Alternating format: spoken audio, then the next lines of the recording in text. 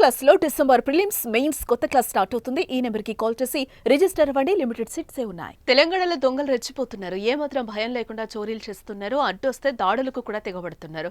Calling bell కొట్టి మరీ బంగారం లాక్కెళ్లడం వంటి ఘటనలు హైదరాబాద్ సరిహద్దు ప్రాంతాల్లో జరగడం ఆందోళన కలిగిస్తోంది. అటు జిల్లాలో కూడా దొంగలు బెడద ఎక్కువగానే ఉంది. తాజాగా ఖమ్మంలో జరిగిన ఓ చోరీ కలకలం రేపింది.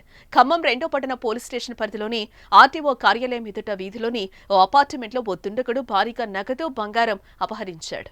భవనంలోని 4వ అంతస్తులో నివాసంలో సత్తుపల్లి సింగరేణి సంస్థలో పనిచేసే లకావత్ దేవదాస్ కుటుంబం నివసిస్తోంది. భార్య కళావతి వారం రోజుల కిందట ఇంటికి తాళం వేసి భర్త వద్దకు సత్తుపల్లి వెళ్లారు. ఇంట్లో ఎవరు లేని సమయం చూసి చాకచక్యంగా తాళాలను తొలగించి ఇంట్లోకి చొరబడ్డాడు.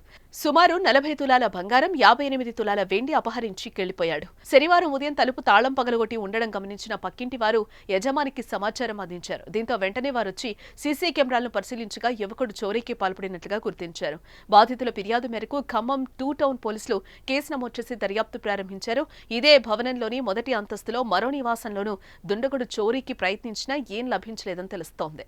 ఈజీ మనీ కోసం ఆకతాయిలు దొంగలుగా మారుతున్న సందర్భాలు కొన్నైతే ఇతర రాష్ట్రాల నుంచి బిహార్, పూణే గ్యాంగ్ల పేర్లతో మరికొందరు రాష్ట్రానికి వచ్చి చోరీలు చేస్తున్నారు. వివిధ వేషాల్లో గస్తీలు నిర్వహించి తాళం వేసిన ఇళ్లు, వ్యాపార సముదాయాలే లక్ష్యంగా దొంగలు చోరీలకు తెగబడుతున్నారు.